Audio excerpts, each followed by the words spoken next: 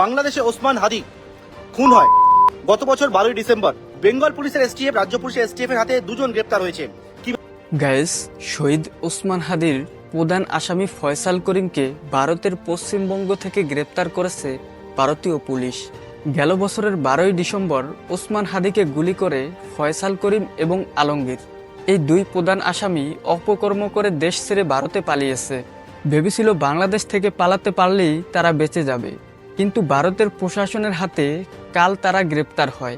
তাদেরকে গ্রেপ্তার করা হয়েছিল এই জন্য তারা অবৈধভাবে ভারতে অবস্থান করেছিল। যে বিষয়টা আপনাদের জানাবার জন্য আমার বর্তমানে এই সময় আপনাদের সামনে আসা, সেটি হচ্ছে যে রাজ্য পুলিশের এসটিএফ দুজনকে গ্রেপ্তার করেছে। অত্যন্ত গুরুত্বপূর্ণ দুই গ্রেপ্তারি, এবং তাদেরকে বনগাঁ থেকে গ্রেপ্তার করেছে। আপনারা নিশ্চয়ই দেখতে পাচ্ছেন। যে বিষয়ে আজকে জানাবো সেটি হচ্ছে বাংলাদেশে ওসমান হাদি খুন হয় গত বছর 12ই ডিসেম্বর।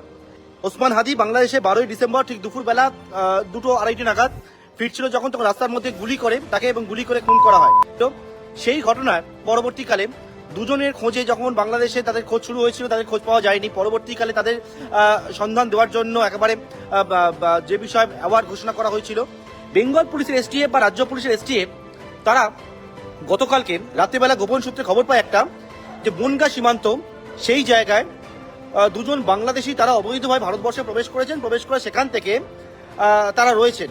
এবং গাইস, সেখানে তারা নিজেদের পরিচয় গোপন রেখেছে। ফয়সাল নামে যেই আসামি রয়েছে তার নাম দিয়েছে রাহুল। সেই মতো সেই খবর পাওয়ার পর দুজনকে প্রথমে আটক করে, কিন্তু প্রথমে যারা জানতে পারেননি যে এরা কারা, তাদের দুজনকে আটক করার পর যখন জানতে পারেন বেঙ্গল পুলিশের এসটিএফ, কারণ ইতিমধ্যে তাদের ছবি সার্কুলেট করা হয়েছিল, বিভিন্ন জায়গায় জানানো হয়েছিল, সেখান থেকে জানা যায় যে এই দুজন আর কেউ না, এই দুজন হচ্ছে একেবারে ওসমান হাদি খুনের ঘটনায় যে প্রধান দুই অভিযুক্ত, যার মধ্যে ফয়সাল করিম মাসুদ, যার বাড়ি বাংলাদেশের পটুয়াখালীতে, ফয়সালের ডাকনাম রাহুল, অন্যদিকে আলমগীর হোসেন, যার বাড়ি বাংলাদেশের ঢাকাতে।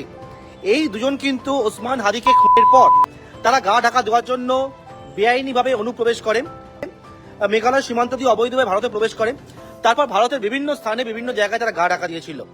এর পরবর্তীকালে গতকালকে রাত্রেবেলা বনগাঁ সীমান্তে যখন গিয়ে পৌঁছায় পুলিশ, এবং সেই জায়গায় বেঙ্গল পুলিশ এসটিএফ যাওয়ার পরবর্তীকালে একেবারে বনগাঁ সীমান্ত থেকে এই দুজনকে প্রথমে পাকড়াও করে এবং তাদেরকে জিজ্ঞাসাবাদ করার পর জানা যায় যে বনগাঁ সীমান্ত থেকে এই দুজন তারা কিন্তু আবারও বাংলাদেশে পালিয়ে যাবার ছক কষেছিল, এবং বেঙ্গল পুলিশ এসটিএফ এই দুজনকে গ্রেপ্তার করেছে এবং ইতিমধ্যে বাংলাদেশের সঙ্গে তারা যোগাযোগ করছে, এবং বেঙ্গল পুলিশ এসটিএফ দুজনকে ইতিমধ্যে কাস্টাডিতে নিয়েছে। অর্থাৎ ওসমান হাদি খুনের ঘটনায় দুই যে মূল অভিযুক্ত ছিল, যাদের নামে পুরস্কার ঘোষণা করা হয়েছিল, তারা গ্রেপ্তার হলো বাংলা থেকে। ভারতের প্রশাসনের কাছে আকুল আবেদন, এই সন্ত্রাসীদের বাংলাদেশের প্রশাসনের হাতে তুলে দিবেন। তো গাইস, ভিডিওটি কেমন লেগেছে অবশ্যই কমেন্ট বক্সে লিখে জানাবেন। আর হ্যাঁ, সর্বসময় সত্যের সন্ধানে এই চ্যানেলটি সাবস্ক্রাইব করে পাশে থাকা বেল আইকনটি বাজিয়ে দিবেন। দেখা হচ্ছে নতুন কোনো ভিডিওতে। আল্লাহ হাফেজ।